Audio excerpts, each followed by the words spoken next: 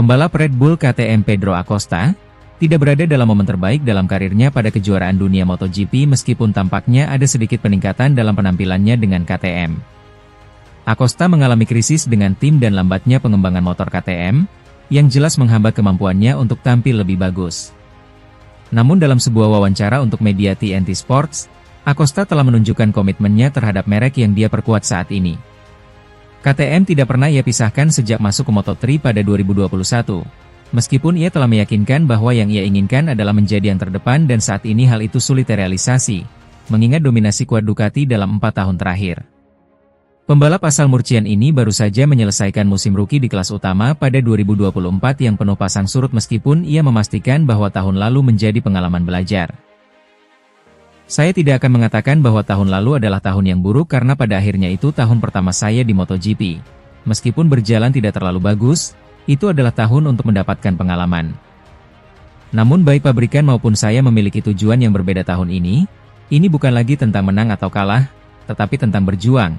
Jika Anda kalah tetapi Anda berjuang sampai akhir, itu tidak terlalu menyakitkan.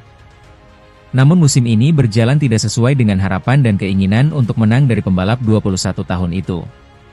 Masalahnya adalah ketika Anda tidak memiliki kesempatan untuk bertarung, maka semua kesempatan yang Anda lewatkan akan berkurang 1 tahun.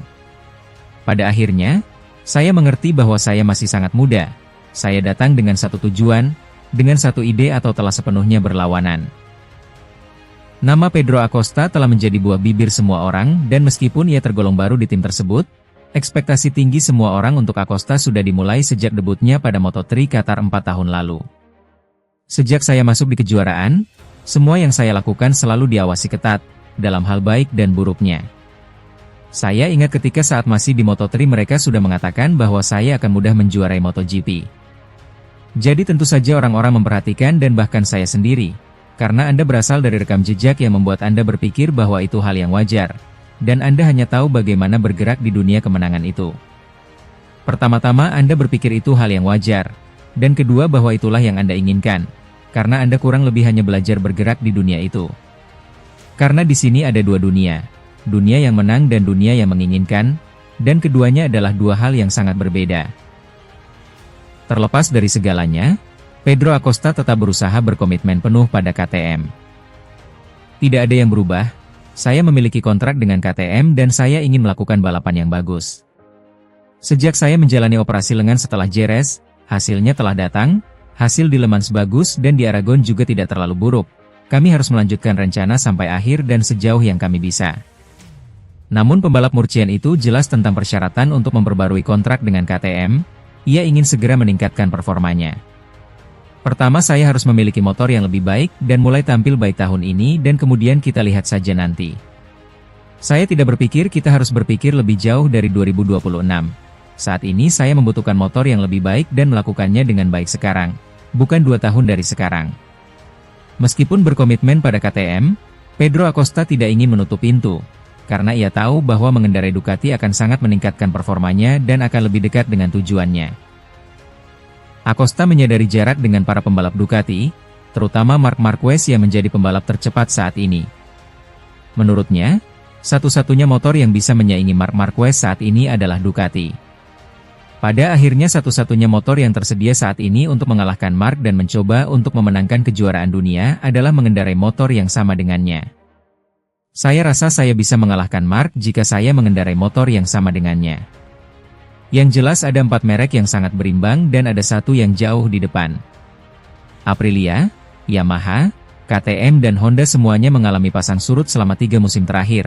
Dan meskipun mereka mungkin berada di puncak dalam beberapa balapan, tapi tidak ada yang sekonsisten motor Ducati, tegas Pedro Acosta.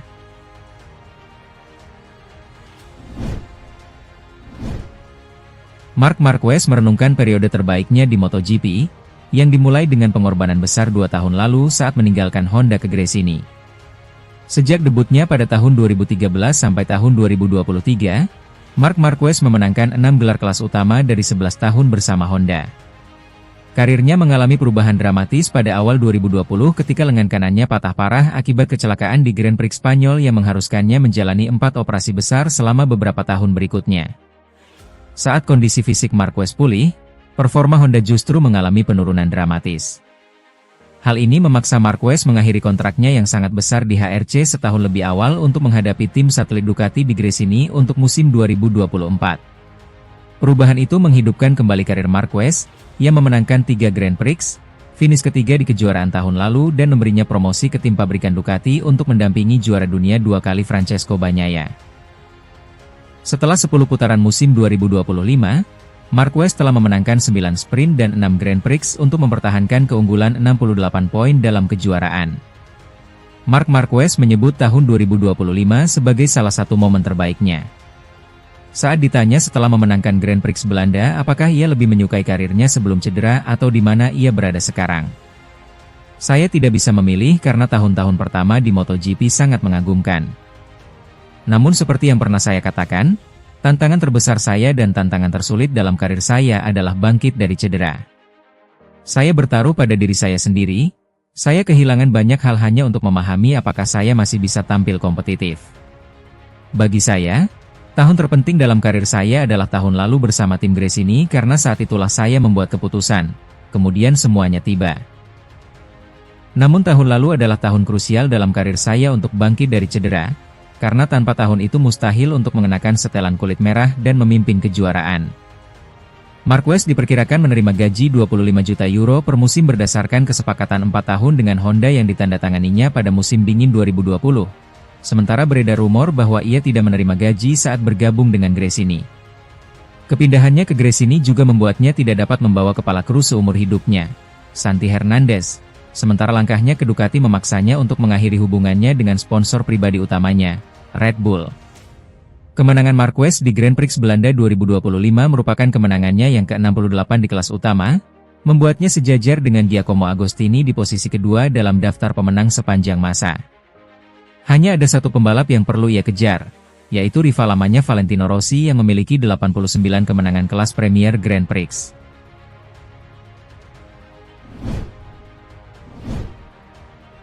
Pembalap asal Italia Fabio Di Giannantonio masih merasa aneh berada di tim milik Valentino Rossi, yakni Pertamina Enduro VR46 meski ini adalah tahun keduanya berada di tim tersebut.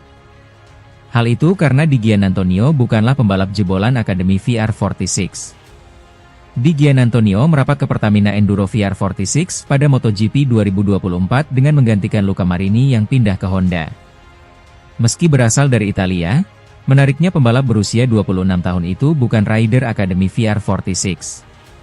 Padahal tim milik Valentino Rossi itu kerap mengorbitkan pembalap jebolan Akademi untuk mengisi kursi tim. Sebelumnya ada Marco Bezzecchi yang kini posisinya digantikan oleh Franco Morbidelli. Tetapi Di Giannantonio menjadi satu-satunya rider yang bukan dari Akademi VR46. Untungnya, Di Giannantonio tetap senang karena diterima dengan hangat oleh tim yang identik dengan warna kuning tersebut. Ya, itu benar, saya bukan bagian dari akademi, saya tidak tahu pasti kenapa. Mereka tidak pernah menghubungi dan tidak ada kontak. Saya memang tidak pernah masuk ke dalam dinamika itu. Saya pikir akademi melakukan pekerjaan luar biasa untuk pembalap-pembalapnya, tapi saya selalu berjalan di jalur saya sendiri. Saya merasa seperti outsider di MotoGP, tapi saya suka itu, karena saya punya kepribadian dan kisah saya sendiri dan saya suka membuat perbedaan dengan cara saya sendiri. Di Giannantonio merasa aneh karena bisa bergabung dengan tim milik Valentino Rossi meski bukan berasal dari Akademi VR46. Tapi dia sekaligus merasa senang bisa menjadi bagian dari tim asal Italia tersebut, terlebih dia diperlakukan dengan sangat baik. Rasanya aneh tapi juga menyenangkan. Saya sangat senang meskipun saya bukan bagian dari akademi. Mereka menerima saya dengan sangat baik, saya punya hubungan baik dengan Uccio dan semua tim. Ini adalah struktur yang bekerja dengan sangat baik dan penuh gairah. Saya sangat ingin membuktikan bahwa saya juga bisa tampil bagus sebagai bagian dari grup ini. Pertamina Enduro VR46 bisa dibilang tampil cukup konsisten sepanjang MotoGP 2025. Buktinya, dua pembalap mereka berada di 5 besar klasemen sementara, Morbidelli di posisi keempat dengan 139 poin, sedangkan Di Giannantonio di urutan kelima dengan 136 poin.